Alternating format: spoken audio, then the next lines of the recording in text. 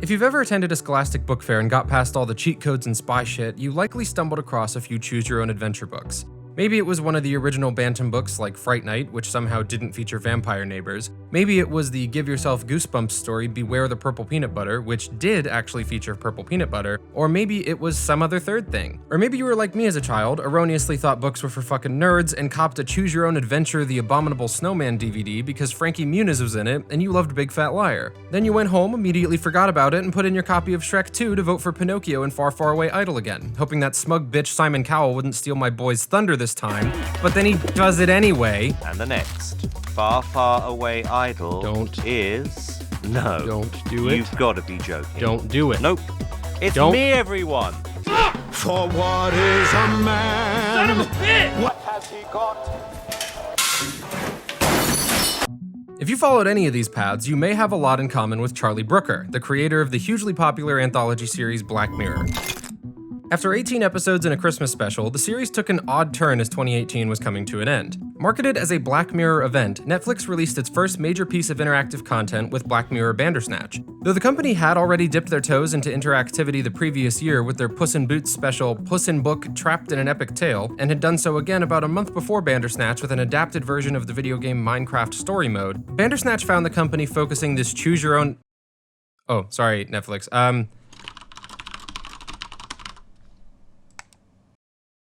This select a journey for thyself media towards adults, and utilizing the technology-centric Black Mirror for this experiment was a smart idea, but Bandersnatch was met with an uneven critical reception. While it received praise for its technical elements, the storyline and characters were heavily criticized, even in positive reviews. Riddled with cliches. The story doesn't matter. Numbing and repetitive. It would have been good to see this technology demonstrated on a stronger paper thin and barren. Perhaps the most outstanding snippet of Bandersnatch's many reviews comes from The Guardian's Lucy Mangan. Heralding Bandersnatch as the TV of tomorrow, Mangan says that while the story rarely deviated from the expected deviance, rarely landed in an unexpected place, or, and this was where it most resembled its video gaming ancestry, had energy to spare to make the characters much more than ciphers. But these are problems of infancy. A new genre is now here, and it will get better and more sophisticated and doubtless acquire emotional heft, and I'm already sick of reading this quote because what Mangan is waiting for already exists, and they are called video games. This intrusive thought sent me down a rabbit hole stemming from what should be an easy question. Why don't people call Bandersnatch a video game? The project is based around interactivity, relying on someone with a controller to progress. Sure, it can automate itself if you take too long, but that also happens in Telltale games, and it just turns you into a silent, observing weirdo. So, what did you get?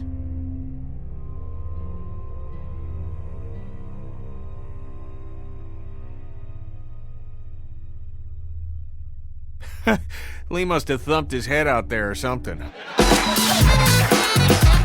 You can beat Beyond Two Souls while actively trying to fail every QuickTime event, but it's still called a game. Even staying on Netflix, Bandersnatch uses the same technology as Minecraft Story Mode on the exact same platform, and Minecraft Story Mode is called a video game because it is one. Control is still a video game, even though it features live-action video diaries within the game world. To change mediums, WALL-E is still an animated movie, even though Fred Willard pops up as Pixar's only live-action character. That's what the Oscars said when they gave it Best Animated Feature, and they've never made mistakes ever. For Suicide Squad. Speaking of DC, Aquaman is a live-action movie, even though at least 7 of that film's 2.5 hours is computer-generated headache accelerant.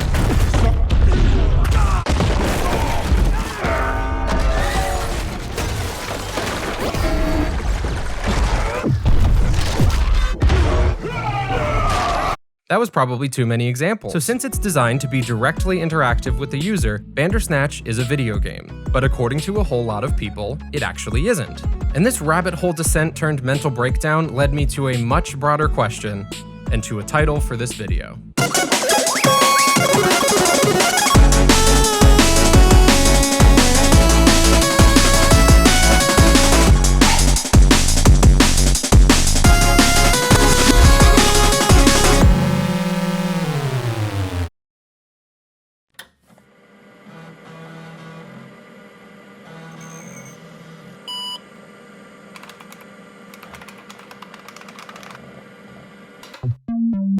The definition of video game is still not universally agreed upon, despite the medium being nearly 50 years into its commercial success.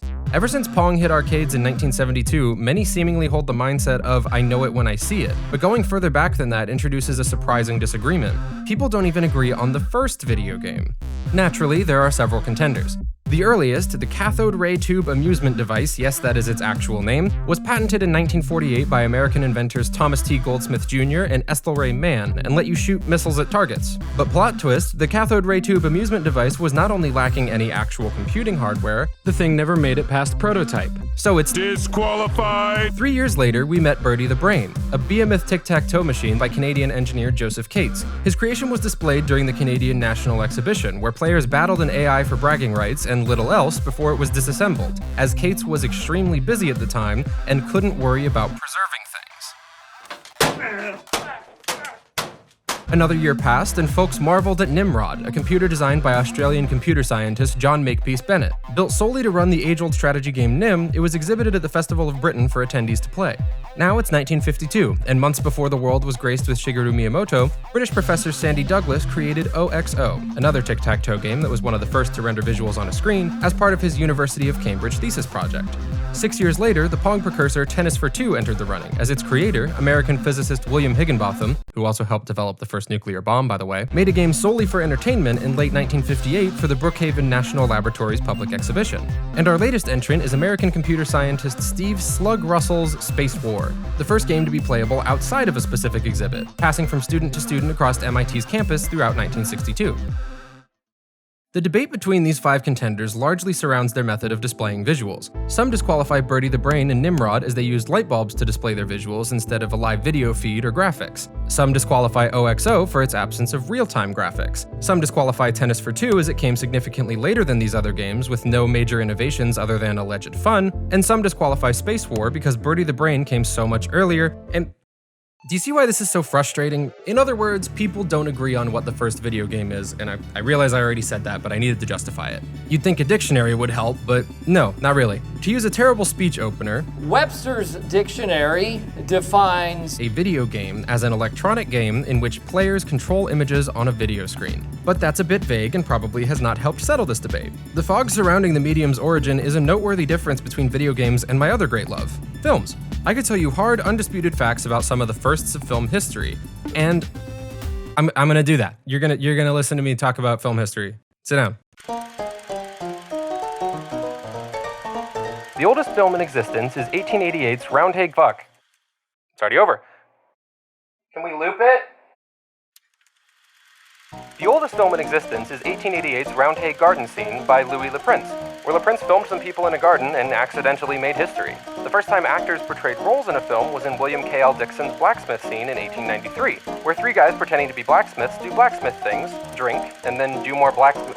you get it. The first film to feature a story comes 2 years after that in Louis Lumiere's L'Arroseur Arrosé, or The Sprinkler Sprinkled, where a boy steps on a hose to make a gardener spray himself as a fun prank and experiences child abuse as a punishment. A century passes, and Ace Ventura When Nature Calls makes history as the first film to depict a rhino giving birth to Jim Carrey. That was easy, wasn't it? Yeah, video games don't share this clarity of origin until much later in their history. 1976's Colossal Cave Adventure was the first video game with a story, and Donkey Kong was the first to use cutscenes, using the word cutscenes a little loosely, to tell its story in 1981, and neither of those were especially intricate. Throughout the 80s, it would have been fair to question if video games needed stories at all, since they had already spent nearly a decade as simple but fun ways to challenge yourself and your friends. It also would have been short-sighted. Where's the fun in settling for what works well enough? Asked video game developers every year after that, forever. Filmmakers could have settled for recording garden parties and telling a quick joke, but instead they went to the moon, out into space, got eaten by a vagina monster. It kinda goes without saying that video game writing has massively grown in importance, scope, and complexity since Jumpman hurdled barrels to save a princess. I mean, hell, some games have stories so good that weaknesses in gameplay are widely forgiven or even ignored. People get awards for their writing and performances at the BAFTAs, which, for those unfamiliar, is the British equivalent of the Oscars. But then sometimes the story doesn't matter at all, because its resources are invested into engaging gameplay over an engaging story. Doom 2016 wears this investment on its sleeve right out of the gate, and practically tells the player, we know you don't care and we don't really care either. Here's a gun. My name is Dr. Samuel Hayden. I have some plot information to tell you. The seemingly exponential growth of Battle Royale games in the last few years is a clear indicator that a lot of folks just want to jump in, go pow pow pow, a bunch of times, and try not to die. And then definitely die. The Left 4 Dead games remain popular over a decade after their release because sometimes you just want to take a frying pan and go bonk, bonk, bonk. Basically, if you can describe the experience of playing the game with onomatopoeia, it's probably not that focused on the storyline.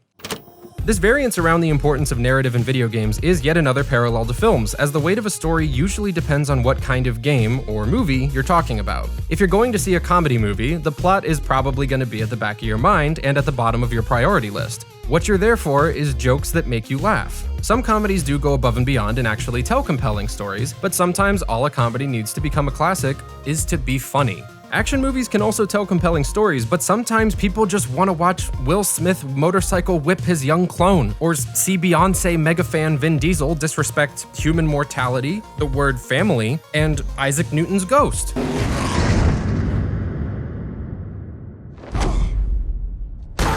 Sometimes I want to watch that. I'm sorry, all these prestige movies that I will definitely love and think are amazing, but I'm not really in the mood to watch you most of the time. You guys make me sad. But this isn't always an either-or situation. In 1997, both Castlevania Symphony of the Night and Final Fantasy VII were released and subsequently heralded for not only their arresting gameplay, but for the stories they told. Castlevania garnered acclaim for the depth and complexity of its plot, and Final Fantasy VII is still cited as a landmark of the emotional power a video game can have when it invests in its core characters. While the Metal Gear Solid series may have become Hideo Kojima's personal gobbledygook depository before being perverted into whatever Survive was, Sons of Liberty was widely adored upon release and even more so upon retrospect. Contemporary critics praised its gameplay almost unanimously, though its thematic elements were a bit more divisive. Retrospective assessments praised it for predicting, but in the current digitized world, trivial information is accumulating every second, preserved in all its triteness, never fading, always accessible. The advent of a lot of technology that wasn't happening at the time. The digital society furthers human flaws and selectively rewards development of convenient half-truths. You're saying it's a falsehood, and they're giving, Sean Spicer, our press secretary, gave alternative facts to that. That's the proof of your incompetence right there. The last 5 years of American politics? Existential crisis. Both of these praises have been sung since the early 2000s and have significantly increased in frequency beginning in the early 2010s. Third-person shooters like Spec Ops: The Line and The Last of Us surprised reviewers and players alike with fresh experiences grounded in familiar premises, themes, and gameplay mechanics. Hack and slashers like Hollow Knight and Hyper Light Drifter capture lightning in a bottle by synthesizing bits and pieces of various genres to create wholly unique experiences that other games have desperately tried to capture since. Last Day of June taught the world that you can have a story about an old man named Carl who tragically loses his wife and not have it peak after the first 10 minutes before becoming Video games can and have featured beautiful visuals, amazing music, dedicated performances, sharp writing, unique worlds. I think it'd be reasonable to say that, like films, a medium to feature all of these characteristics could very well be called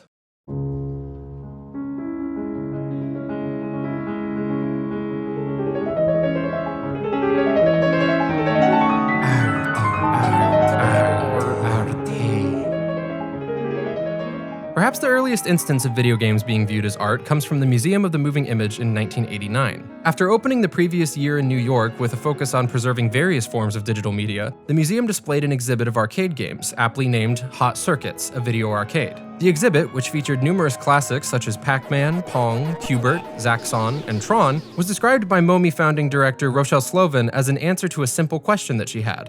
What exactly do video games tell us about the moving image? In a 2009 reflection on the exhibit, Slovin said that she knew that video games were not, as many dismiss them, a trend or fad, but on the contrary, the beginning of something significant. A statement that seems to only get better with age. It took decades for others to openly share this perspective, with a major leap coming from the Smithsonian American Art Museum's The Art of Video Games exhibition that toured the United States from 2012 until 2016. Like I've already said, video games, especially indie games, have received increased praise for their artistry in the last decade. Beyond the fact that game development tools have grown technologically to the point that a team of 18 people, like Giant Squid, can make something as visually arresting as Abzu, games have been increasingly praised for what lies below the surface. In 2011, Playdead's Limbo received widespread acclaim for its silent storytelling, eerie atmosphere, and tense gameplay. And then 6 years later, Inside received nearly identical praise for nearly identical reasons. That game company's success with both Flower and Journey, which similarly tell wordless stories, earned adoration for their vibrance and wonder, and almost serve as a foil to Playdead's work. 11-Bit's This War of Mine challenged the medium's prevalent romanticization of war by grounding its story with a small group of civilians and forcing the player to grapple with the moral implications of stealing from or even killing others to survive in a fictionalized version of the Siege of Sarajevo. Disco Elysium married elements from role-playing games, both tabletop and video game, to create an experience so bizarre and unique that it is impossible to capture it in the 2 sentences I've allotted to discussing it. I saved my second sentence to express my opinion that it is a strong contender for the best role-playing game ever made.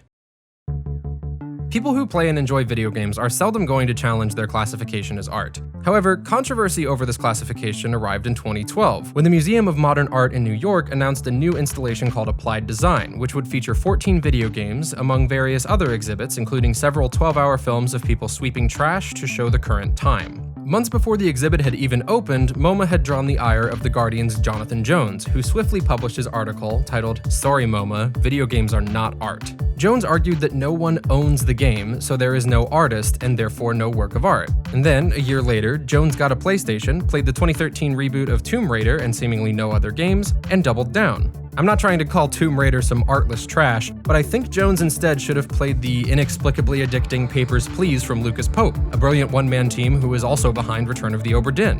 Or he could have tried the offbeat and funny platformer Thomas Was Alone, developed and written entirely by Mike Bethel. If we drop a one creator requirement, he could have tried BioShock or Okami. But in choosing Tomb Raider to challenge his initial perspective, I believe Jones instead reflected that he was pretending to challenge it, and had no sincere interest in seeking a game praised for its artistry to inform his viewpoint. If you don't think movies are art and you want to challenge that perspective, you aren't going to watch, I guess, Tomb Raider. Tomb Raider's kind of a perfect example. Either Tomb Raider. Both great examples of what you wouldn't watch to challenge that. I'm in the middle of editing this video. It's not done yet. I just added in footage from the first Tomb Raider. There's a second one?! I know! But I'm really not trying to dogpile. Jones was far from the first to deny the potential of games to be art. In a 2010 piece for The Atlantic, writer Sam Miskovich did not need an upcoming art installation to argue that games that feature patches and updates cannot be considered art, because they are broken advertisements for their future selves and do not remain permanently unchanged in the way that movies and music do. You know, like how albums never get deluxe editions, movies never get director's cuts. I'm poking at him, but the quote itself isn't inherently bad. It can absolutely be applied to a lot of Ubisoft's catalog. And a lot of Bethesda's catalog. And a lot of EA's catalog. And Cyberpunk 2077.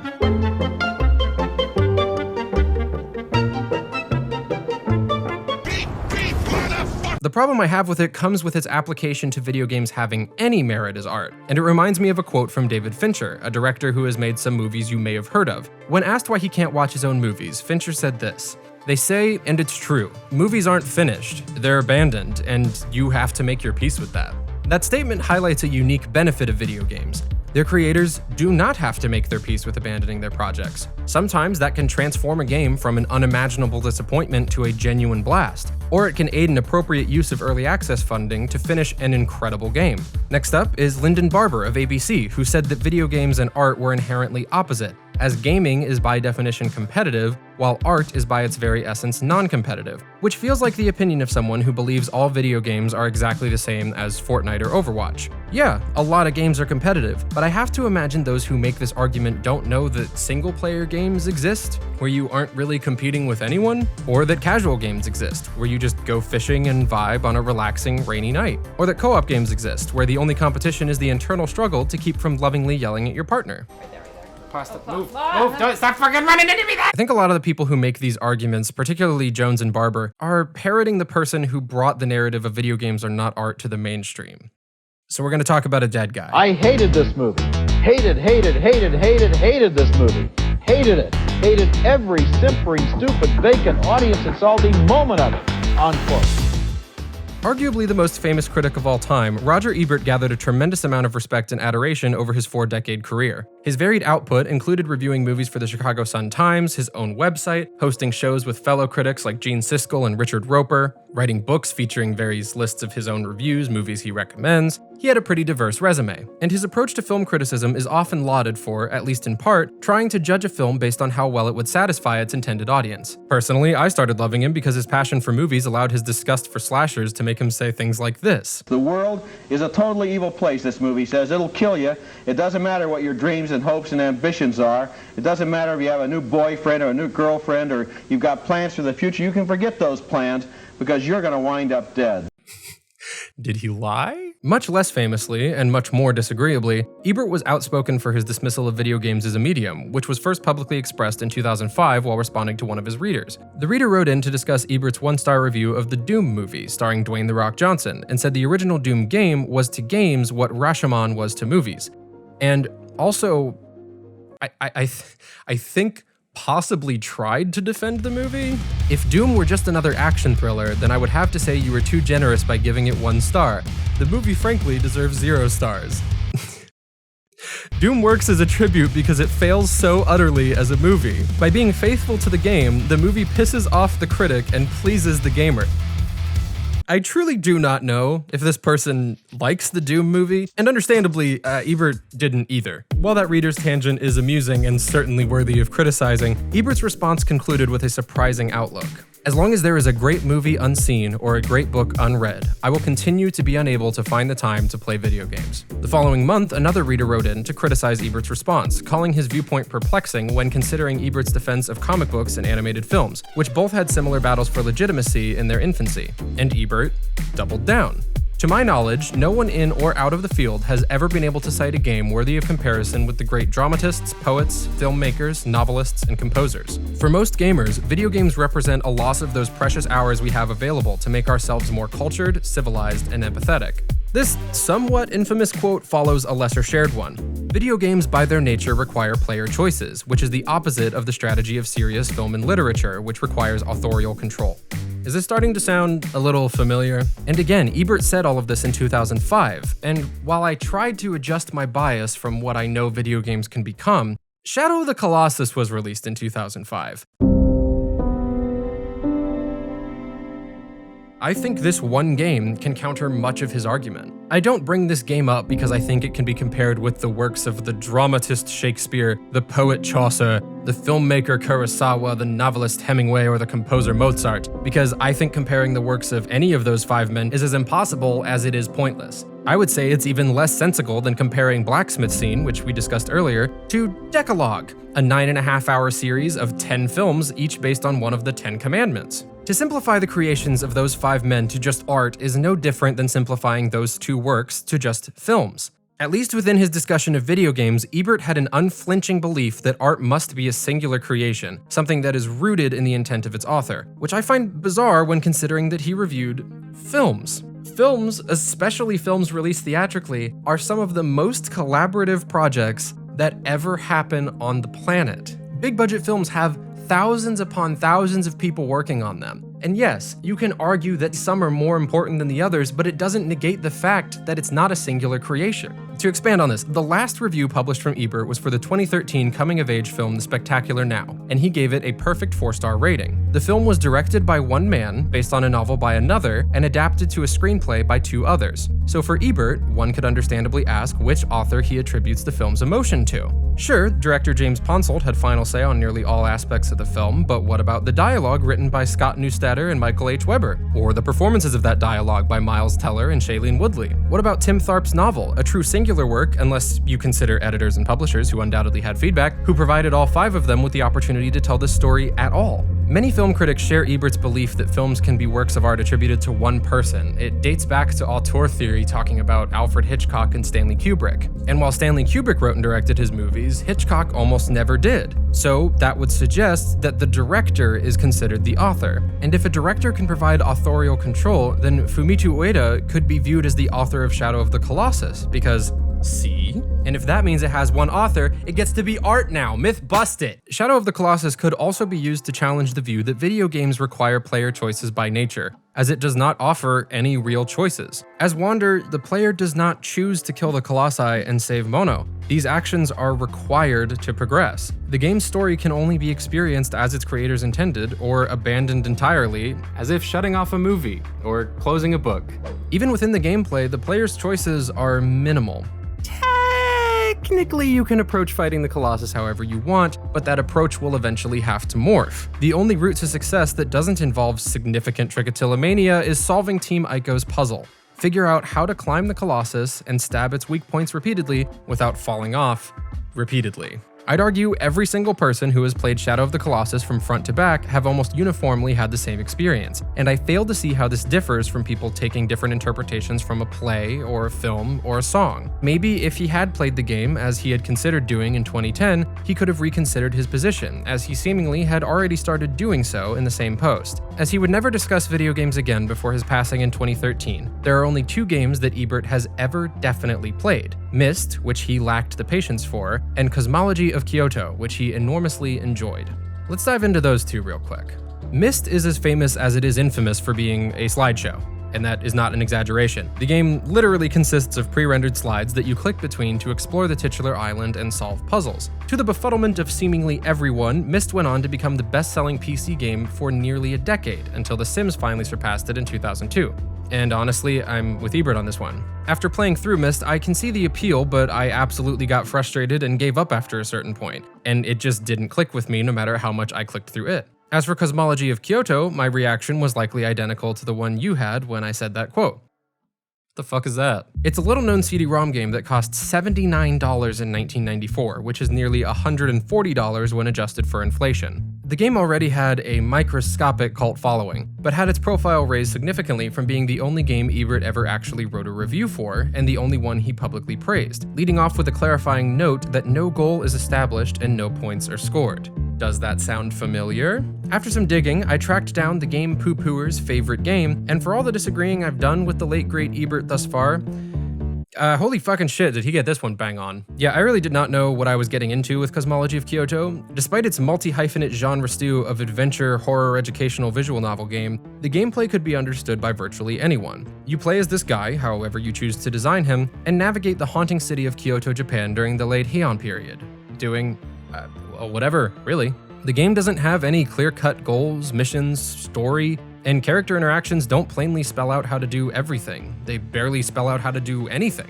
Instead, they largely serve to build this mysterious and genuinely terrifying world. While the gameplay itself is fairly rudimentary, relying on simple point-and-click mechanics and the occasional typing of a yes or a no, the game's magic comes from exploring the streets of an ancient city, which, by the way, is just littered with demons and robbers who will kill you with the drop of a hat. These random encounters with the supernatural and criminal end in the player's death and subsequent reincarnation, sometimes as a dog if you're a dick, and the game cannot be continued until you loot your own corpse for its materials. While this could very well be part of the Buddhist teaching of rebirth through the realms of samsara, my limited research from the Great Vow Zen Monastery instead provided me with 48 minutes of beliefs I wish I could hold because they sound genuinely lovely, but unfortunately did not confirm nor deny whether reincarnated souls were expected to self-grave rob. Kyoto ranges from eerie to startling, sometimes guiding you to a floating skull that leads to your death, or trapping you in an encounter with a house full of goblins so you keep clicking the same spot and have to watch the same gross animation like 20 times until you figure it out.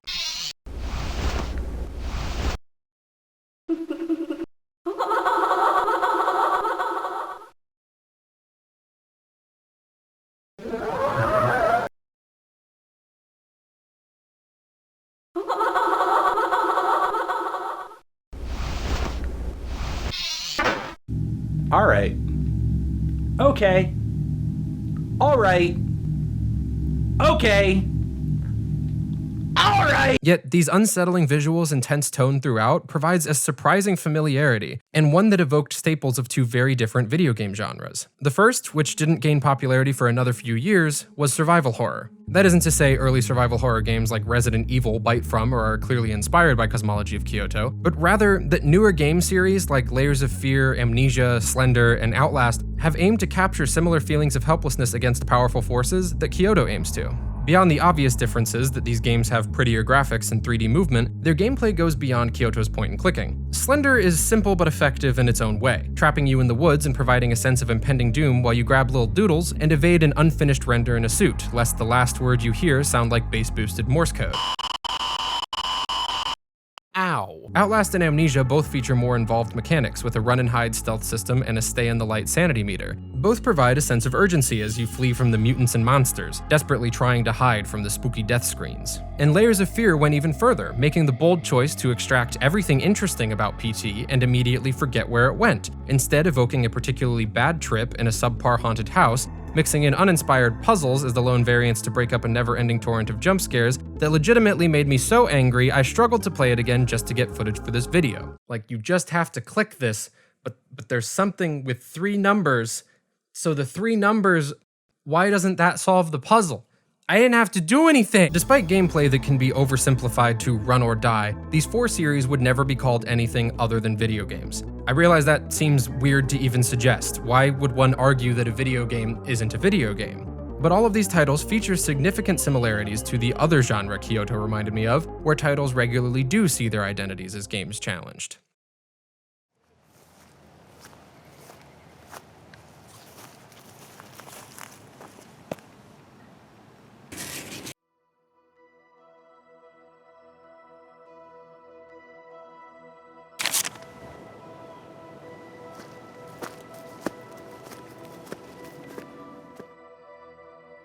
A walking simulator is more or less what it sounds like.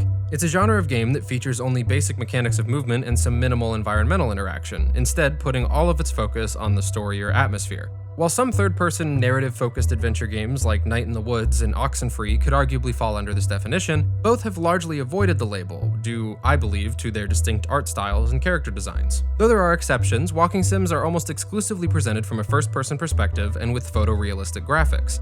They're also really extremely new. The Chinese Room's Dear Esther, which was first released as a Half-Life mod in 2008, is frequently cited as the first walking simulator, where the player explores a Scottish island while a man, you, reads letters he wrote to his late wife, Esther. It starts like this.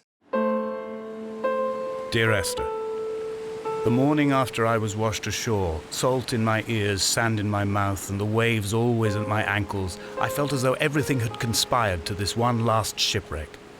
I remembered nothing but water, stones in my belly and my shoes, threatening to drag me under to where only the most listless of creatures swim. What I've just shown you is the entirety of the gameplay. The letters tell a story that progresses as you do, but from a gameplay perspective, you walk around an admittedly beautiful island until the narration starts, or until you get lost and then realize you can't see your legs or footprints, get angry at your broken immersion, and uninstall the game in an enraged fervor. Fucking bullshit! While the original mod was successful, the game did not see substantial popularity until its full release in 2012, and that success led to several games of a similar ilk, including its spiritual successor Everybody's Gone to the Rapture, which is basically as in-depth as Dear Esther with the extra step of clicking or pushing a button. But the Dear Esther-inspired title that really popularized the term was Fulbright's Gone Home, a first-person game where a young woman named Katie returns from a trip abroad to find her house empty. The only thing to do in Gone Home is explore the house. You piece together what happened as well as you can from scattered notes and journals. You could find a cassette of your sister's band and rock out to it for a while. The gameplay is minimal. Its only mechanics are grab item, open door, and headbang. The bulk of its narrative centers around Katie's teenage sister Sam, recounting her own story and what has happened to the family, which includes Sam falling in love with and eventually dating a military-bound classmate named Lonnie. The story is relatively simple. The gameplay is very simple. And this simplicity led to Gone Home being called a walking simulator as a derogatory term, and the inclusion of a prominent story with an LGBTQ character was an oft-repeated and principal criticism of the game during this time. To be honest, I don't really remember what was going on at the time or why that would be... What is that music? I'm not playing that. I'm not playing the music. Oh. Oh no. No, I blocked you out of my memory! We must discuss gamer games. You know, on second thought, I made that whole title card, and I was gonna, but I don't wanna, so I'm not gonna. We're just gonna go back to talking about Gone Home. It was also argued that Gone Home wasn't a game at all, as it didn't feature traditional game mechanics like combat or puzzles, which would mean that no walking sims are games either by extension. But Gone Home tells a story that can only be experienced through interactivity, as the exploration of the house and the discovery of new information is what makes the story compelling. But when it comes to walking sims, an argument I see over and over again is that they should have been films or TV series instead. I've played all the games I'm covering, and I strongly disagree that any of them would have been enhanced through this method. Even those I didn't especially enjoy, their entire appeal is rooted in the player's ability to progress the story. To be diplomatic, yes, you could put these storylines into a film or TV series, but doing so would be robbing some of these games of their creativity and emotional impact, because that's what happens with every video game adaptation, whether they are embarrassing,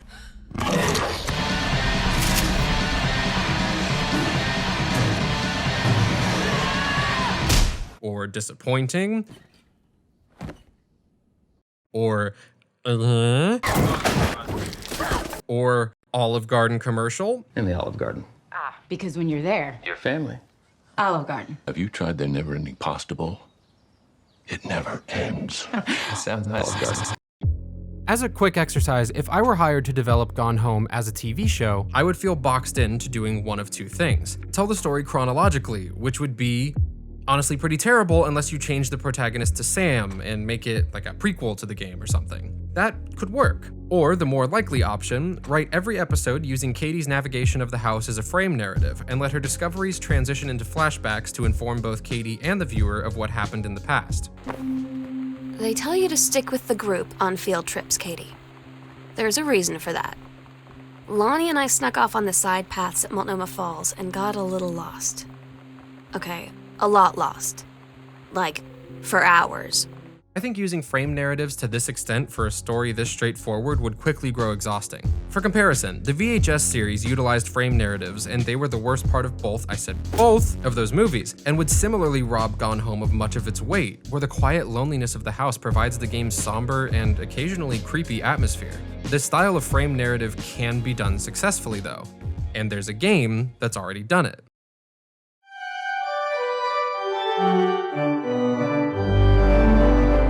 Giant Sparrow's What Remains of Edith Finch is often included in lists of these games, and features a premise similar to Gone Home, but with flashbacks. It has the house exploration of Gone Home and the somber reflections of Dear Esther, but it elevates both in emotionally impactful ways by varying the gameplay in each flashback. None of the sequences have mechanics as in-depth as something like Stellaris, but of course they don't because they are different beasts entirely. In Edith Finch, whether you're playing with toys in the bathtub, chopping off fish heads while you daydream, or enjoying your tree swing?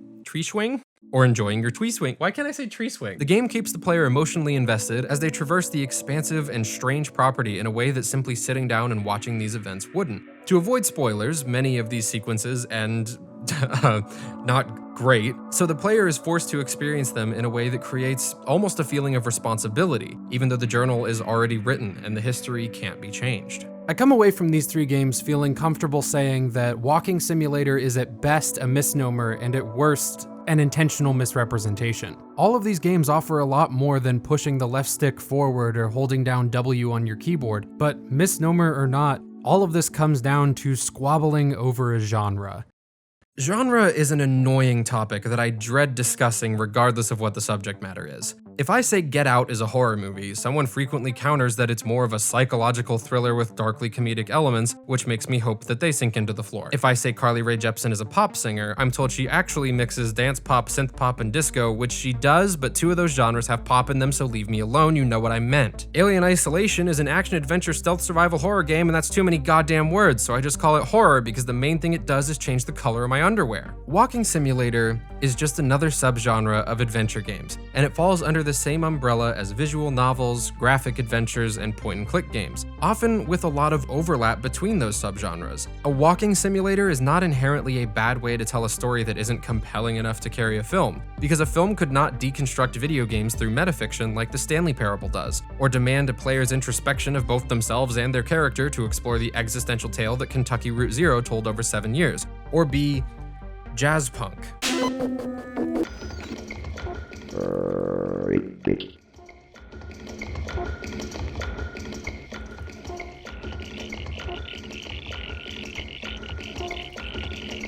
Even if many walking sims don't maximize the potential of the genre, the existence of these and other creative walking sims show how interactivity can provide emotional responses that are fundamentally different from the ones perceived from films. But then, like, what the fuck are interactive films? Like, seriously, I'm asking. And to make it a little easier, here are some choices.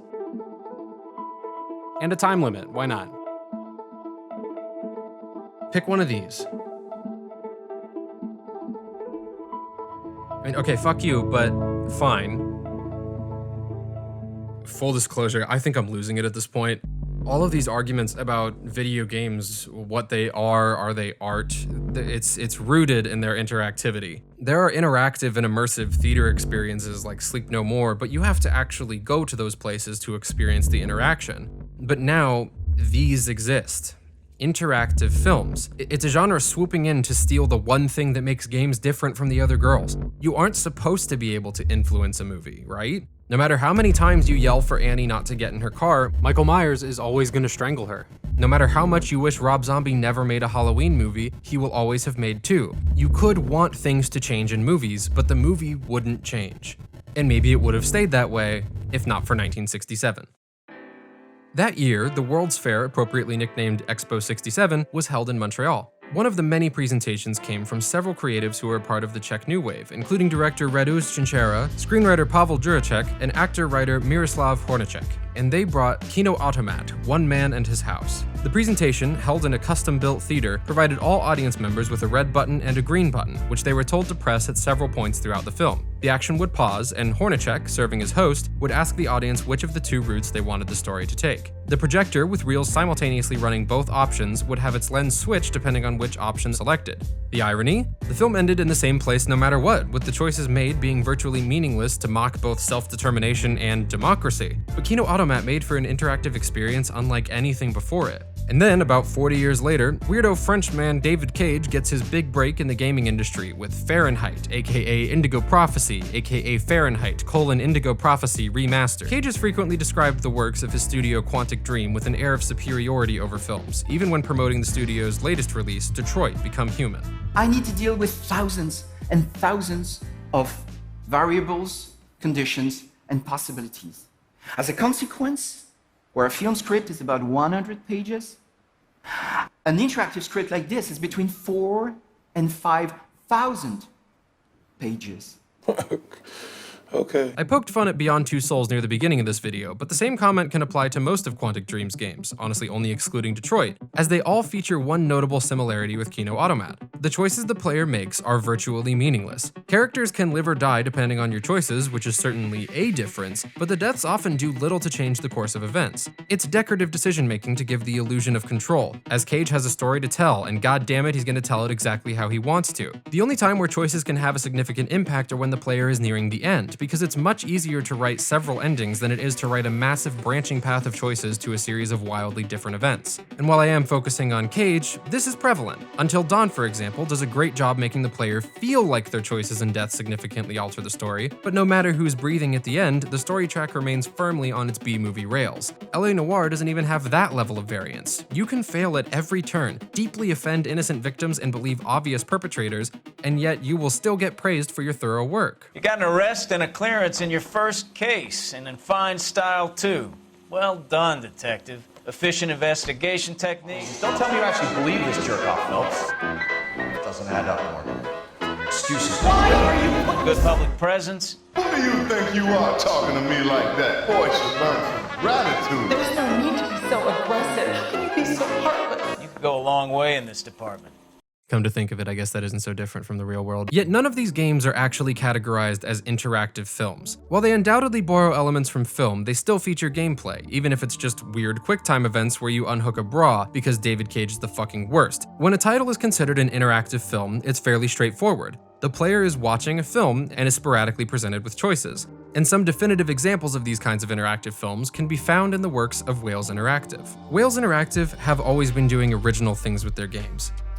As a reminder, the great Bo Burnham once said, "Original does not mean good." Moments after, Both as a developer and publisher, the company is largely focused on unique puzzle and adventure games that have earned inconsistent responses, with negativity predominantly pointed towards their gameplay. Also, probably for at least one reason, they made a movie tie-in game for Don't Knock Twice, a low-budget British horror movie you might recognize from when you ignored it in your Netflix suggestions for 2 years straight. If you ever actually clicked on and watched it, you'd know that it's a strange movie to make a game from, and it is not very good. Help me. Help me.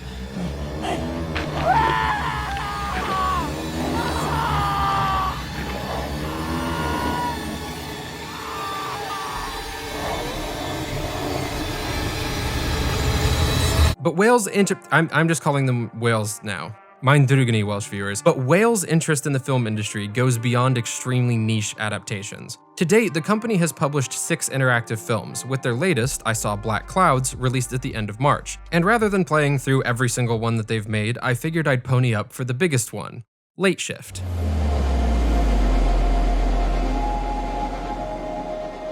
Late Shift follows Matt, a 20-something overnight parking lot attendant working to put himself through school, who stumbles into a heist involving an overpriced rice bowl, £2 million, a Japanese gang who can teleport, and old men. The game boasts 7 endings and 180 decision points, so I played through it twice with 2 very different mindsets. The first time, I was desperately trying to get Matt killed every chance I got. Early on, when Matt is first dragged into the plot, there was an option to run from a guy with a gun. Naturally, I did. I figured I would be forced to go back at some point, or maybe I would just straight up get Matt killed. Gunboy fired a couple of warning shots, and then I had the option to return or run again. I ran again and actually got away. For a brief moment, I thought this was going to be something genuinely unique. If I can escape the encounter that presumably kickstarts the whole story, am I about to get the go straight to the police and avoid all this shit ending? Nope, discount Rob Stark rolls up and blocks Matt.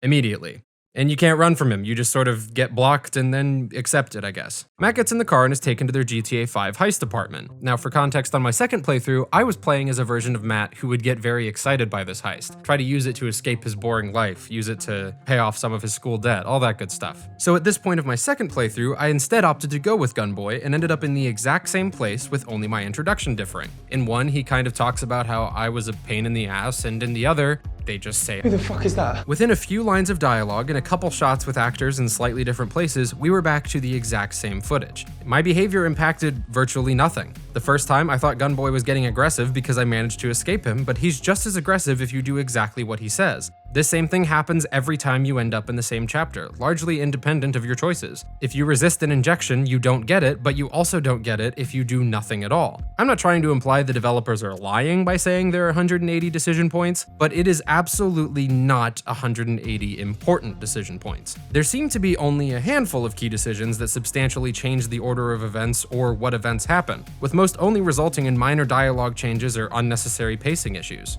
According to the website, there is a character named Sébastien. Who? But I couldn't tell you his role in the story because I never met him, and I honestly don't care to revisit it to find out. Hi, future me here. I didn't realize this until I was actually going through my footage again. He's the auction assistant. I guess he comes back. In my versions, he's only the auction assistant, so I did not pay him any mind. Please forgive this embarrassing blunder. Let us pick up where we left off. The first time, I think I went through 7 chapters, which appears to be one of the shortest routes. It took nearly an hour, but I finally got Matt killed, so I considered it a win. In my second, I discovered 4 more, and at first it was surprising how many areas I didn't get to see. Then I wound up exactly where I was during my Reckless playthrough, and I realized the trick. The branching paths almost all stem from the total omission of storylines or from an extremely anticlimactic ending. I think this limitation of the genre can largely be attributed to interactive films having relatively low budgets. I use low a bit loosely, this wasn't a Paranormal Activity situation, but many of the actors in this thing have only played minor roles, and the director has done literally nothing other than Late Shift ever. It also suffers from the common pitfall of overusing atmospheric shots. There are so many long glamour shots highlighting BMW vehicles. And would you look at that, BMW co-funded the project. I'm not giving this team shit, they probably wouldn't have been able to make this without that sponsorship, but it's absolutely jarring since blatant product placement is so uncommon in video games, with a handful of noteworthy exceptions. When it was first released, Late Shift was screened for audiences who were given a voting system to make the choices, which sounds an awful lot like Kino Automat's premiere 50 years earlier, which makes its claim of being the world's first interactive cinematic movie ignorant at best and deceptive at worst. And on the topic of deception, the illusion of choice is a common example of it in interactive films, and it's a common example of it in basically any video game, especially role-playing games with dialogue options. But RPGs can often get away with this deception because they keep things like that to side quests. In Skyrim, it's not like you can sit around and wait long enough for Alduin to just start burning the world to the ground. Likewise, I can't run from the first encounter in Late Shift and get Matt killed, even though he absolutely should be killed. It's a double-edged sword. Either you make the characters react to the player's choices realistically and possibly end the story early, or you stretch reality to make sure the player sees at least a variation of what you want them to see. This could make it feel impossible to have an interactive film that satisfies both the desire for a well-crafted film and for a well-crafted video game, because you have to use side quest logic for the only storyline your game has. There is an interactive film that succeeds in many areas where Late Shift did not, and it's called Black Mirror Bandersnatch! We did it! We came full circle! In Bandersnatch, you can reach an ending with one of the first major choices you're prompted with. Set up a small team just for you, and of course Cole's on hand. What do you reckon? Yes. Sorry, mate. Wrong path. No stars out of 5. Terrible. I should try again. This instant defeat that I'm sure many chose is a great way to get a player invested, as they're likely to experience a fear of missing out right off the bat. I distinctly remember that I chose this route first and immediately had to try again. But unlike Late Shift, Bandersnatch has a simple but significant innovation to the interactive film genre with the ability to replay straight from a major divergent point. If you choose the option that leads to a lackluster ending, like accepting the team's help, you immediately get the option to try again and receive a snappy montage of the minor events to get you back to these major changes. It also has way more fun with its premise, introducing things like a fourth wall breaking interaction with the main character where you try to explain Netflix to him. I don't know what that means. An insane battle with your therapist, or good old-fashioned patricide. It gives you these options so you can make the wild and irresponsible choices I kept trying to make in Late Shift, except in Bandersnatch, Matt actually would be dead as soon as he'd tried to run the first time. Restarting Late Shift from the very beginning every time makes it an absolute slog to get to any of the divergent paths, so the desire to explore the things you've missed fades with each repeat. While I was still underwhelmed by Bandersnatch personally, I ended up messing around in it for at least 3 hours when it first came out because it was so simple to find the major diverging paths. Also, I'm just going to quickly give you the conclusion that Bandersnatch is absolutely a video game, and so is Late Shift, and so are all the other interactive films made by everybody. So, what holds them back? Interactive films still remain largely a novelty, a fun way to take tropes like an artist losing their mind in their work and an average Joe getting dragged into a heist and make them feel at least a bit fresher. Bandersnatch's story, directly utilizing video game mechanics and logic, makes use of this medium well, tying the game experience into the film experience in a way that would rob it of its entire purpose if it was watched without interaction. The same can't be said for Late Shift, which could very easily be cut into an unbearably mediocre but fully functional heist film that would feel like Victoria without everything that makes Victoria special and interesting. And while Bandersnatch uses this genre better than most, interactive films have another thing in common with walking sims. Both genres have massive untapped potential. Arguably the biggest studio trying to mine this potential is Remedy Entertainment. Since Alan Wake, Remedy has worn their love of film and television on their sleeve, with the structure of that game feeling comparable to the much later Haunting of Hill House miniseries. I brought up the live-action video diaries of Control in my intro, which featured the always delightful Matthew Peretta and are certainly novel and fun, but Remedy had made a much bolder move years earlier when they tried to marry television and video games with Quantum Break, which you may have already forgot existed. In Quantum Break, the player is presented with fairly minimal choices that alter the course of an integrated TV series depending on those choices, with the decisions and episodes focusing on the perspective of the antagonists rather than the protagonists. It was a risky experiment, but ultimately not one that really paid off. Even if you ignore the pacing disaster that the transitions introduce, comparing the production value between the game and the show ain't the same fucking ballpark, ain't the same league, it ain't even the same fucking sport. The first few hours of the game have you doing this.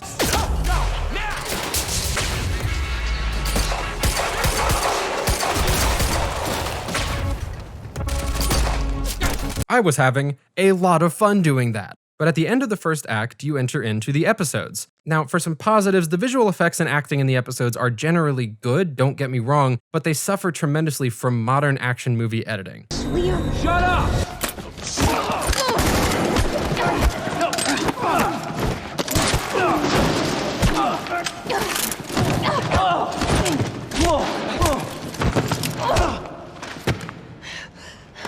Comparing this to the action scenes in the video game portion of the video game, it's not particularly close. And this dichotomy hurts the game too. When you go from Aidan Gillen looking like this to looking like this, it has the side effect of making the game's graphics look kinda shit, even though they're pretty great. You have to almost forget that Aidan Gillen is a real person before you can accept his digital rendition again. The episodes serve as a transition from one chapter of the game to the next, but you could completely skip them and miss next to nothing. The live action elements of Quantum Break actively damage the experience rather than integrating with and complementing it like they do in Control, with Paretta's offbeat character and performance adding a touch of comic relief to an otherwise dead serious game. I can't help but respect the hell out of Remedy for this misguided attempt though, as it is a true crossover between video games and filmmaking that goes beyond choosing between two options, and most interactive films don't even attempt to do that. But there is one game I've played that feels like it captured even a small portion of the genre's potential, and that game is Her Story.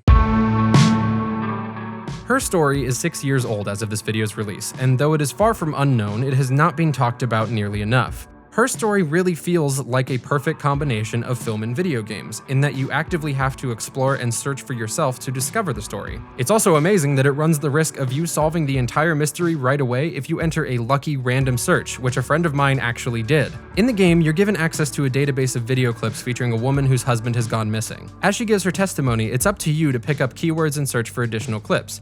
I actually got invested to the point that I had a notepad open on a second screen, taking notes on her alibi, the relationships between her and other mentioned characters, and trying to create a timeline of events that I consistently had to adjust. It makes you feel a personal sense of investment in figuring out what happens in this story, and when you find out your character's identity and reach the conclusion, it comes as a genuine surprise. With Viva Seifert bringing her A-game to her performance, essential given that she's the only person you ever see or hear, and its effective less is more approach, this is one of the only interactive films I have truly felt depended on its use of the genre.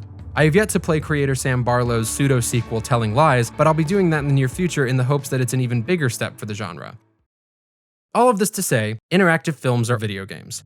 I'm sure that that one word in the name isn't doing any favors to slow the debate down, but considering Late Shift, Bandersnatch, and Her Story are all in the same genre and yet play so differently from one another feels like proof of that. Interactive film is a genre that can be done creatively or blandly, like the gap between lazy horror movies and great horror movies. A lack of creativity does not change that a game is a game is a game is a game. So, there you have it. The origin of games back to the mid-20th century, their evolution as a medium, the massive growth of their storytelling, their consideration as art, and why I think all of the controversial non-game genres are still absolutely video games. I'd like to direct your attention to the video progress bar and point out that somehow, I still have more to say. This entire deep dive led me down so many different branching paths, making me feel very much like I was in my own personal Bandersnatch limbo. I had one big question that still remained unanswered after all of this research. Why is it so hard for people to call something a video game? If it does something new with the medium, it's an entirely new medium rather than an evolution. If it tells a beautiful, moving story, it can't be art because you played it. Why do people feel a need to delegitimize, almost infantilize video games, even after all this time? We gotta talk about politics. That is why we intend to introduce legislation on violent video games as soon as Congress returns. I know that one place parents want us to draw the line is with violence in video games. Video games are gonna make your kids kill you! Video games are gonna make your kids kill you! Video games are gonna make your kids kill you! Video games are gonna make your kids kill you! Rock lyrics have turned from "I can't get no satisfaction" to "I'm going to force you at gunpoint to eat me alive." I doubt many of you watching remember the satanic panic of the 1980s. I don't. My parents weren't married until 1989, and I didn't exist until several years later. To be brief, it stemmed from the fear-mongering of Tipper Gore, the wife of then U.S. Senator and future South Park star Al Gore. She condemned the growing popularity of explicit lyrics, specifically from heavy metal and punk bands like Black Sabbath, Judas Priest, and the Dead Kennedys, and the occult theme explored by artists like Venom and games like Dungeons & Dragons. Without delving too deep into the mess of the Parents Resource Music Center, the wrongful convictions of the West Memphis 3, and the now embarrassing Filthy 15 list, Gore lobbied Congress hard enough that the Parental Advisory label came to be, and inappropriate music never got popular again.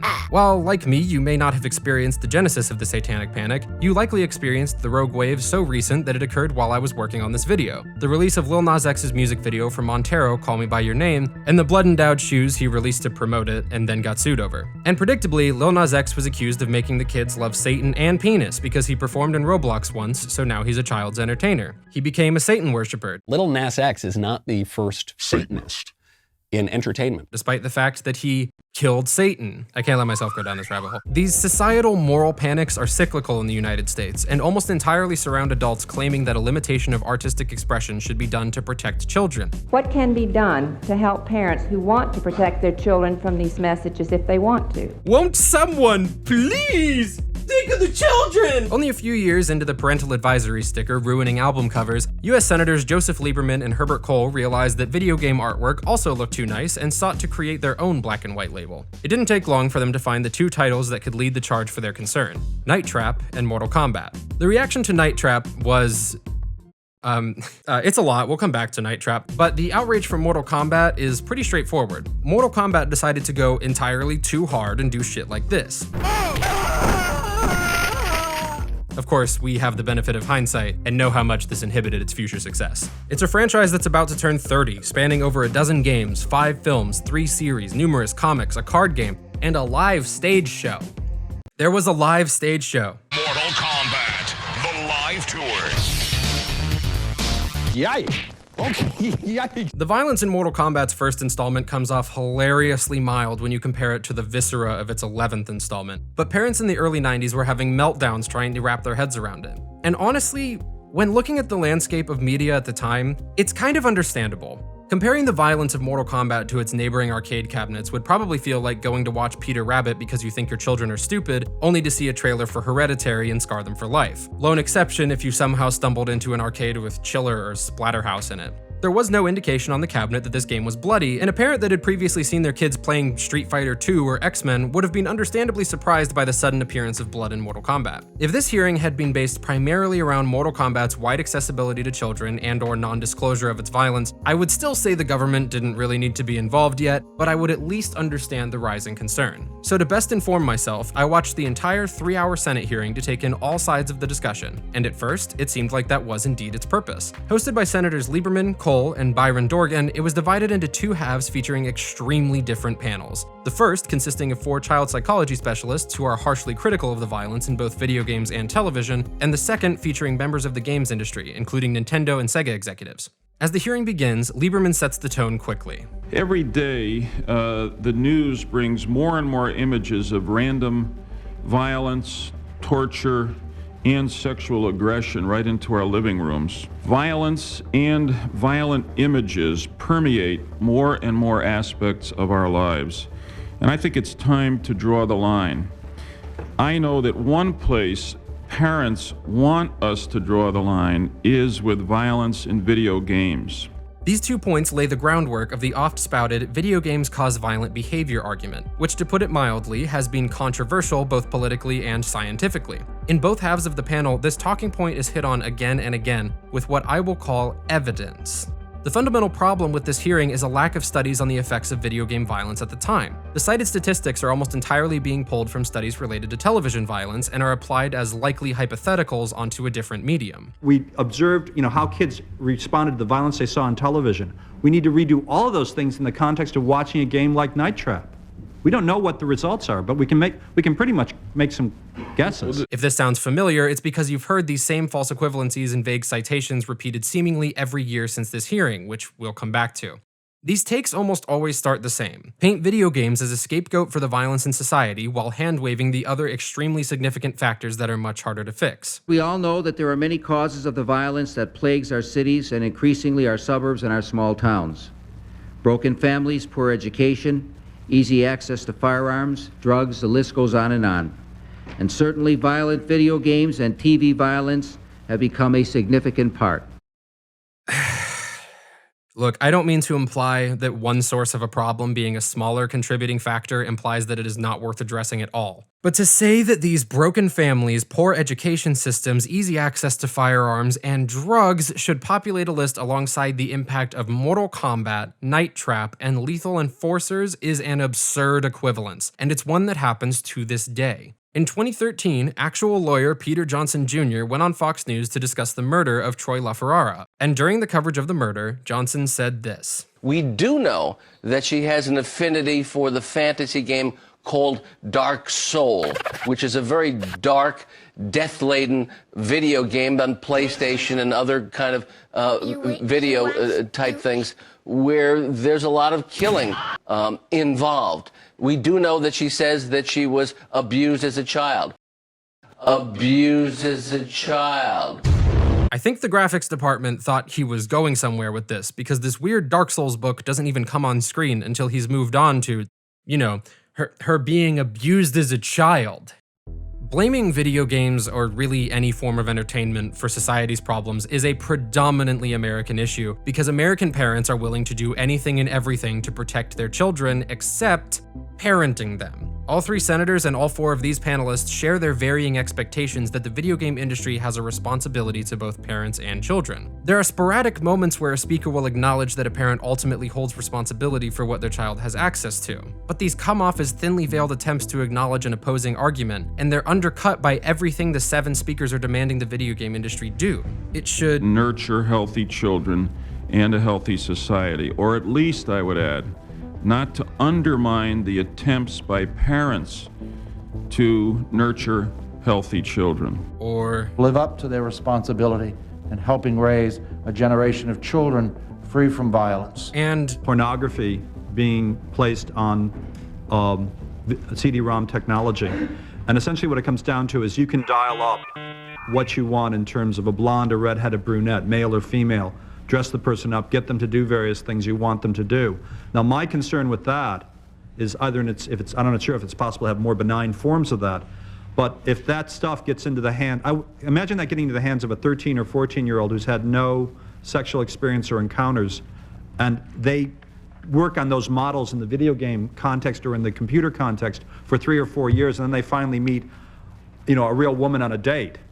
I would not want to date that kid, frankly. The goddamn hell are you talking? And yet, what is most shocking is that these opinions are all shared not in response to Mortal Kombat, one of the most popular arcade games at the time with the widest access for children, but to a game whose console had only sold 200,000 copies and had already been largely forgotten.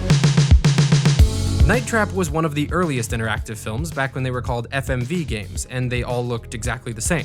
The game puts you in the shoes of a pervert secretly observing a group of teenagers having a sleepover, and tasks the player with trapping the girls so they can be kidnapped by the blood-draining augurs. Or at least that's what this hearing would lead you to believe. In reality, Night Trap's story and gameplay are both far less interesting. It tasks you with triggering various traps to ensnare the augurs so no one is kidnapped. Only one scene from the game is shown in the entire hearing, and here is that scene, exactly as it was presented. Megan, this isn't gonna work. You're not scaring me. Wait. What are you doing now?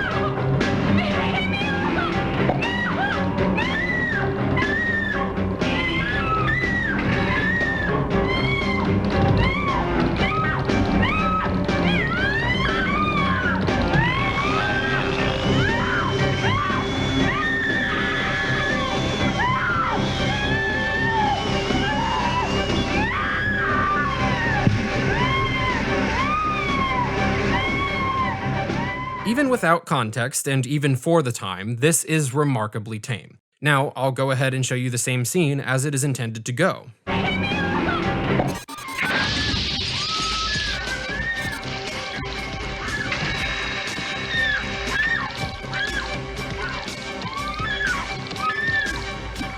In case you didn't take my word for it, there's the proof. The goal of the game is to save these people. Also, this game requires you to quickly click around and hear specific dialogue to change a color-coded system so you can activate the traps. The first color code change happens before this scene. The game is genuinely awful at explaining how it works, and it took me a few playthroughs to even do it half decently. I failed before this point twice. I am 100% positive that none of these people, even if they did play Night Trap, would have made it this far. With that in mind, here are just some of the things said about this game as though they are fact during the panel. Instead of enriching a child's mind, these games teach a child to enjoy inflicting torture. Night Trap, which adds a new dimension of violence specifically targeted against women, is especially repugnant. It ought to be taken off the market entirely, or at the very least, its most objectionable scenes should be removed. It is a sick, disgusting video game, in my judgment. It's an effort to trap and kill women. Shame on people that produce that trash. It's child abuse, in my judgment. The controversial scene, apparently the one we've just seen, and the one I've seen before, is displayed only when the game player loses. Does that make you feel any better? Oh, it makes me feel a lot better that if you're a loser, you're dead. No, it doesn't. We're dealing with self-esteem here. There are many magazines out on the market, like the several I brought in here today. These magazines are filled with game tips on how to play the game, that in no time at all, children become winners in kill, and their kill ratio goes up. It tells them the secret codes and exactly what to do to become successful in murder. It's not true. It's just patently not true.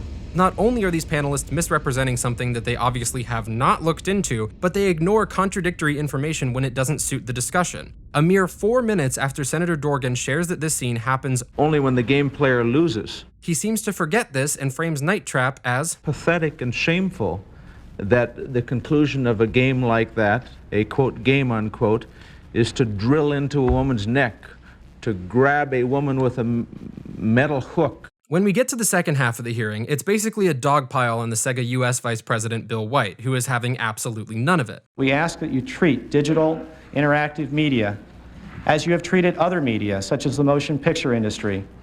Give parents the power to choose what's right for their kids, but don't tell adults what's right for them. Meanwhile, Nintendo of America VP Howard Lincoln acts like an older brother, reveling in the fact that he isn't the one getting yelled at. And let me say that for the record, I want to state that Night Trap will never appear on a Nintendo system. For some reason, Dorgan decides to just endlessly lay into White and ignore everything he says in response. Sega completed its phased implementation of a comprehensive parental guidance program which we began developing over 1.5 years ago. It includes a rating classification system, a toll-free hotline, and an informational brochure.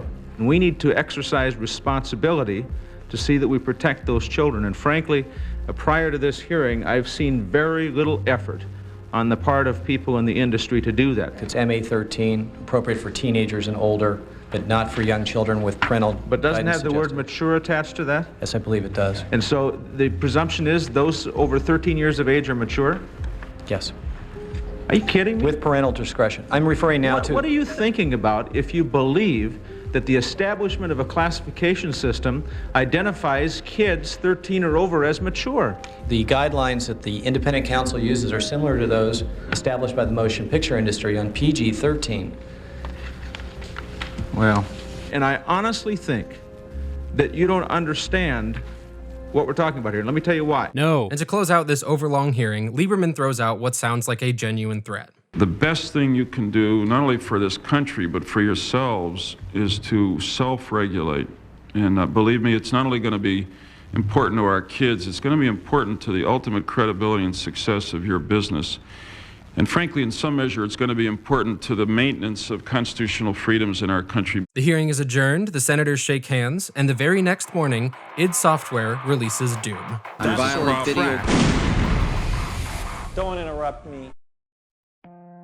That summary should give you a taste of how frustrating this hearing was to watch. If you genuinely have nothing better to do, the full 3-hour session is available on C-SPAN, which I'll link down below, though I do not encourage watching it. I have done as well as I think I can to fairly represent every party in their stances, but if you would still like to make your own call, please feel free. As much as I would love to be done with this hearing, and as much as I'm sure you would love for me to stop talking about it, something kept gnawing at me.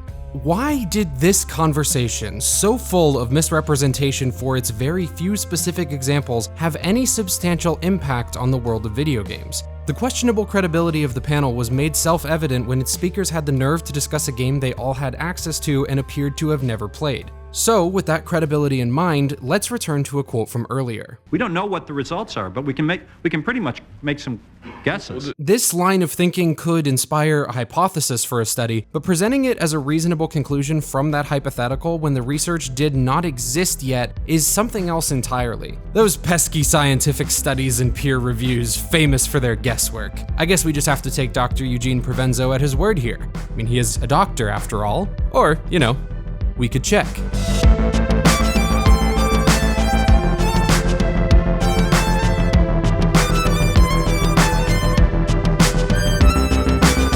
When going through some of the research that had been performed at the time, I noticed, how do I put this, a total lack of consensus. The studies agree with each other slightly more than critics and audiences agree on Zack Snyder movies. Which begs the question, do any of these panelists cite specific sources for their claims of violent video games, or is it all just vague studies or unnamed researchers? And, well, these three don't at all. I'm not exaggerating, none of them reference any specific research at any point.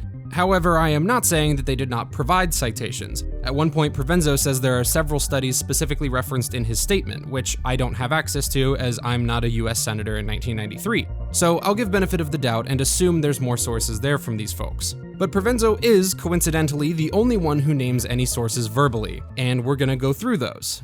You might want to grab some coffee, I'm going to be reading a lot of data. The first study he references was published in 1986, where the behavior of children in a rural British Columbia town was 160% more aggressive 2 years after the introduction of television compared to 2 other towns of a similar size that already had television. And I will openly admit that I did not read the full 455-page study, but what I did read was the author's summary of their own work. When recapitulating their findings from Chapter 7, which focused on children's physical and verbal aggression, the book says this: how did the advent of television in Notel being the codename given to the town that got television, lead to increases in children's physical and verbal aggression? Without observing the process, we cannot be sure, but some or even all of the processes demonstrated in previous research may have been involved. So, the researchers observed the town before it got television, left for 2 years with no further research or check-ins, came back, and noted more aggression in children at recess. And the source of the change comes down to a better worded version of, we don't know what the results are, but we can pretty much make some guesses. How about the second study he mentions? I can't say with certainty which study he's referring to, but all signs point to this one from 1972. It's actually a follow-up to a study done in 1960 using several of the same subjects, and draws the conclusion that a penchant for violent TV as an adolescent leads to the formation of a more aggressive lifestyle. And that's a reasonable conclusion given the data. What it does not say is that this increase in aggression leads to an increase in violent or criminal behavior. The final named study is from Brandon Senderwall, an American epidemiologist and former professor in the Department of Psychiatry and Behavioral Sciences at the University of Washington. And yes, I did just read that verbatim from his Wikipedia page. Senderwall published a study in 1992 where he compared crime rates in the US, Canada, and South Africa, as South Africa did not have television broadcasting prior to 1976. Yes, the 5th of January 1976 has finally arrived, and with it the birth of a full television service. Senderwall makes the bold claim that if, hypothetically, television technology had never been developed, there would be today 10,000 fewer homicides each year in the United States, 70,000 fewer, and 700,000 fewer injurious assaults. Which, if true, is a terrifying conclusion to reach. He reached it by analyzing the increase in homicides from 1945 to 1975 in each of these countries, and the increase did seem to coincide with television ownership. But, out of curiosity, I took a look at the homicide rates in the US before 1945, just to see how they compared. And to my genuine shock, the average US homicide rate from 1900 to 1945 was 8.1 homicides per 100,000 people, while the average from 1945 to 1995 was 7.3 per 100,000 people. Using his own lag of 10 to 15 years between the introduction of television and the subsequent doubling of the homicide rate should have peaked in the US in the 1960s and 70s. And yet, between 1961 and 1975, the average homicide rate was 7.1 per 100,000, which is a lower homicide rate than any decade prior to the introduction of television, according to homicide researcher Gary F. Jensen. Senderwall is tackling television like the outbreak of a disease, and doing so with a deceptively structured analysis of a deceptively selected window of time. I'll let one of Provenzo's colleagues say it for me. All this research is limited and it's dated. What's most frustrating is that the panelists seem to be ignorant of the video game specific research that very much did exist at the time, which is nowhere near as consistent. This research is alluded to, but largely hand-waved in favor of the more condemning television research. For example, a study published in the Journal of Research and Personality in 1987 doesn't even make you read past the abstract to find this. The content of the video games did not affect heart rate or post-game aggression, even though females displayed greater mean heart rates than males throughout the experiment. That teenagers may be mimicking the violence in video games was not supported. So, not only do the authors of this study openly say that it does not prove any link between media violence and actual violence, it even shows women having higher heart rates than men. You know, it doesn't actually say that the playing of video games increased those heart rates, just that the heart rates were higher. If increases in heart rate are a standard metric of aggression, that really hurts the argument that Night Trap will make boys commit more sex crimes. Maybe the WOMs are the real risk. When breaking down how they did the study, the two independent variables were subject gender, males versus females, and video game content, very aggressive versus non-aggressive. A no computer control group was also employed to determine the effects of interacting with a computer in a particular way. It is clear, however, that the aggression content of the video games employed in this investigation, as well as playing a non-aggressive video game, did not affect heart rate or aggression in our subjects. Okay then. I found it, okay? Video games don't make people aggressive. Very cool. Case closed.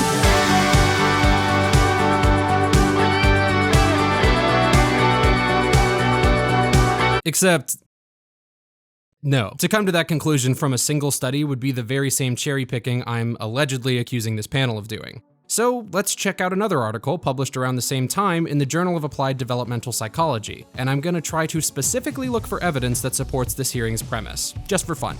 This one studied 28 children aged 4 to 6 years who had their behavior monitored after watching Roadrunner and playing Space Invaders. Results indicated significant differences in aggressive behavior relative to baseline behaviors after watching television and after playing video games. It was concluded that violent video games arouse children in much the same way as violent television cartoons. Wow, I sure do hate that phrasing, but the conclusion can be summed up as a group of preschoolers got more aggressive after watching cartoons and playing Space Invaders, and somehow that can be applied as Mortal Kombat will teach boys that murder is dope as fuck. Although this game shares a component of violence with other video games, results may not generalize to other games or other violent games. Further research is necessary to determine the effects of other factors which are both internal and external to the games. Assuming anyone on the panel read this study, they appear to have read the latter sentence and completely glossed over the former. Let's rewind the clock a little further and look at a study from 1985, published in the Journal of the American Academy of Child Psychiatry. Given that this panel is made up of child experts, they theoretically could have found this if they wanted to. The foundation of this study is a series of hypotheses that heavy video game use plays a role in managing developmental conflicts, particularly with regard to the discharge of aggression and the open expression of competition, and does not result in increased neuroticism, social withdrawal, or escape into fantasy. And then the study's results say, yeah, we were pretty much bang on. The biggest difference was that frequent video game players get annoyed quicker, but they also found that frequent players utilize video games for the purpose of discharge, which is a needlessly horny way of saying they play to unwind and de-stress. And according to the subjects, it works pretty well for them. As an added bonus, the study compares the parental panic around video games to the previous decade's fear of the dangers of masturbation, and I think that's both a bang-on comparison and very funny. To be clear and fair, I had to look for those 3 studies independently. None of their titles, authors, or publications are mentioned by name during the hearing. And I'm not saying any of these panelists read these studies, I'm only saying that they could have. Given that they were all published and easily accessible to academics years before this hearing occurred, I believe it's valid to mention the various findings from different studies available at the time while specifically naming where I'm getting my information. And I could comb through these studies until I'm blue in the face, and while I'm tempted to, I'm sure you have other things to do, so I'm gonna copy off John Ellis's homework here. Ellis, a professor at Royal Holloway, published a review of video game violence literature in early 1990, which includes the last 2 studies I delved into among several others. Quoting Ellis, what these studies seem to have glossed over is one factor which is not easily measured: long-term impact. The 7 studies with negative effects could only assess short-term aggressive tendencies based on induced stimuli in a controlled social setting. The level of difficulty or type of each video game may have also confounded the results. And the relatively small number of participants in each study does not support a universal finding. The research on television at the time supported increases in aggression, sometimes. It did not support increases in violent, criminal, immoral, or deviant behavior. The research on video games did not universally support increases in any of that. This hearing, along with a follow-up in early 1994 that I chose not to watch, led to the establishment of the Entertainment Software Rating Board, or ESRB, which temporarily eased concerns when it was formed that September. It adapted a rating system extremely similar to the one used by Sega, and has remained unchanged minus the addition of E10 Plus in 2005. The first hearing sent a shockwave through the discussion of video games, which has lasted for nearly 30 years, lying dormant until an extremely difficult subject reaches headlines after a horrendous event and is in need of an easy scapegoat. And at least politically, that's exactly what video games are.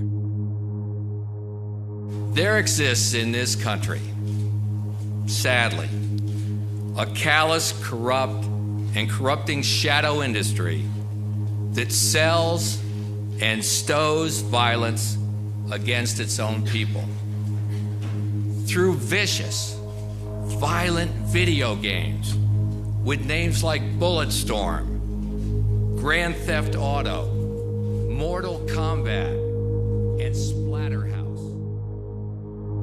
In 1999, 2 high schoolers who loved Doom massacred 13 of their fellow students in Columbine, Colorado. Their motive remains largely up for debate due to their lack of mental health support or diagnoses. In 2012, when 26 people, 20 of them children younger than 8, were ruthlessly slaughtered in Newtown, Connecticut by a 20-year-old who loved violent video games, the media was quick to point this out. The shooter also idolized the extremist perpetrator of the July 22nd attacks in Oslo and Utoya.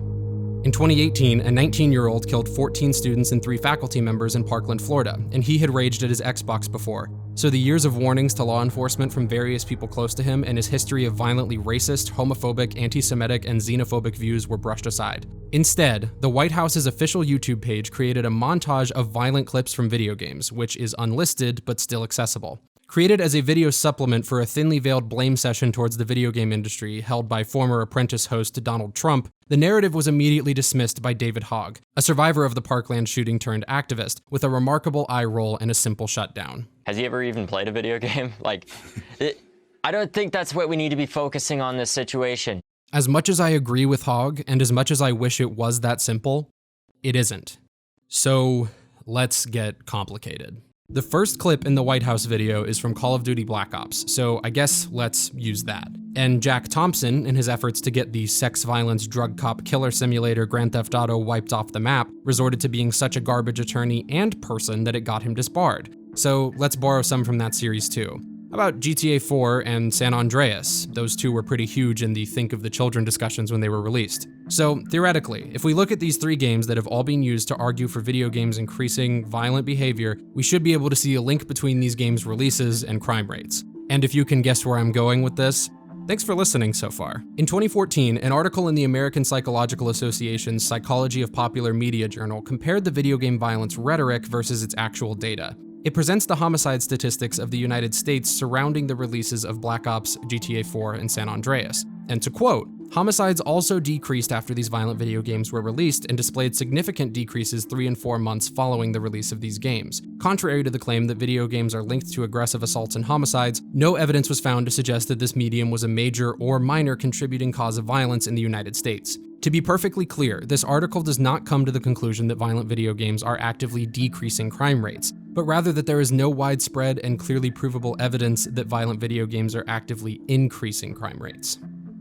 Which brings us to 2019. A pair of mass shootings within a day of each other in the US, one in Texas and one in Ohio, left a total of 32 innocent people dead and dozens more injured. Naturally, Trump called a press conference to respond. We must stop the glorification of violence in our society. This includes the gruesome and grisly video games that are now commonplace. It is too easy today for troubled youth to surround themselves with a culture that celebrates violence. We must stop or substantially reduce this, and it has to begin immediately. Cultural change is hard, but each of us can choose to build a culture that celebrates the inherent worth and dignity of every human life. That's what we have to do. Somehow, this statement on violent video games is his second talking point. The first? We must do a better job of identifying and acting on early warning signs. This has been said in some form after every mass shooting in the US.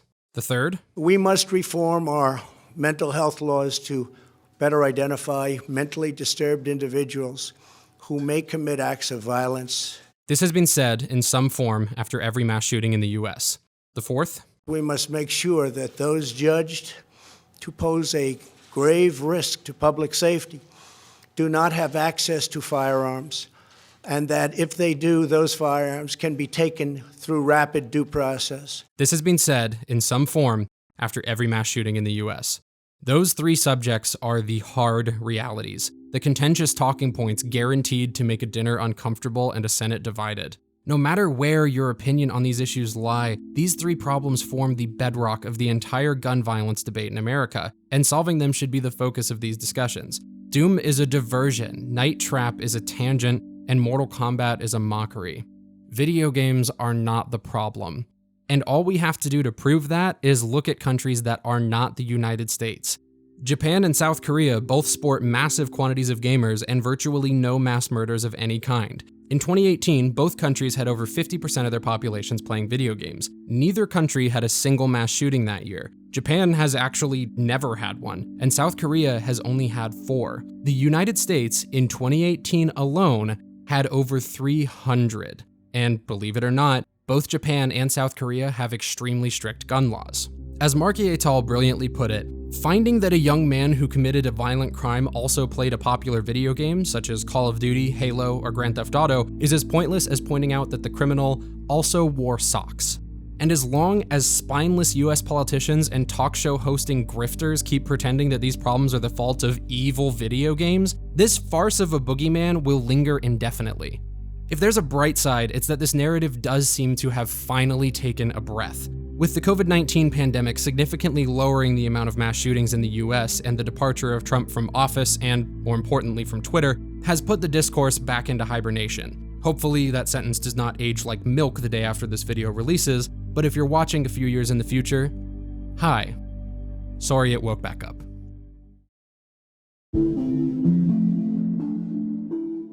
Despite the fact that I just spent who knows how many minutes trying to dismantle these arguments at their core, I don't think they're all entirely invalid. I think parental concern that a child playing violent video games might fuck with their early development is very valid, actually. I think some of the concerns expressed during that 1993 hearing are valid as well. While I can confidently say that video games have not been scientifically proven to make people do bad things, that does not mean that people's interpretations of art can never be a cause for concern. The problems with the Senate hearing, the news reports, and the political finger-wagging do not stem from the arguments themselves, but from the methodology used therein. Taking science that does not support a particular claim and half remembering it in an attempt to support that claim is idiotic. Playing Grand Theft Auto is not going to make you steal a car and start running over people because human beings aren't anywhere near that simple. To steal a quote, "We typically don't have a monkey see, monkey do direct cause and effect relationship with the media we consume." No one can prove that banning the release of Doom would have prevented the Columbine massacre, but no one can prove that playing Doom had nothing to do with the motives that caused it. Ultimately, this conversation is a frivolous loop-de-loop of regurgitated theories on violent video games, when the purpose of violence in different games hold different meanings for different people, and none of those individual elements should be painted with such broad strokes. So, what's the point? This video began with me asking what I thought would be a simple question. Why isn't Black Mirror Bandersnatch a video game? That probably feels like an eternity ago for you. It feels like a lifetime ago for me. In the time since I've asked that question, I got a new job, received a COVID-19 vaccine, and moved. Now, I found my own answer to that question some time ago, but it led me to this diatribe you've been politely enduring for far too long. To wondering why developers and distributors of video games avoid the label of their industry. An event, an interactive film, this pretentious nonsense. What's wrong with still being a game? Revolutionary, sure. Innovative, yeah, but still a game. In taking this dive down so many different rabbit holes, I think I've found a simple answer. Video games are irreversibly ingrained into conversations around several real-world social issues, making their continued existence and evolution a surprisingly political one. It's no secret that politics are one of the most taboo topics of discussion, and nobody wants to be lectured for simply sharing something they enjoy. Some, like Ebert, didn't want to waste their time with video games while there's literature and cinema, more prestige forms of media, waiting to be consumed. That has to be crushing to the creative and talented people pouring years of their lives into these games as well. Somewhere floating in that rude part of the brain that constantly says, what you make is worthless, and everyone will hate it. There's actual historical backing that some will discard it as garbage simply because it is part of a medium they don't like. It's hard not to wonder what the gaming landscape would look like without that 1993 Senate hearing, or even what it would look like if the participants in that hearing had played the games they were discussing. If the discourse had some sense of integrity or honesty, maybe public figures and politicians would feel a sense of responsibility to engage with and experience the subjects they condemn, rather than simply calling on them when backed into a particularly uncomfortable corner. So after all this, let's come back to the question: what makes a video game? An electronic game in which players control images on a video screen. That covers the ground floor, but it doesn't capture it entirely. The stories told in those images, the memories made while experiencing them, the feelings they inspire, that is what makes a video game.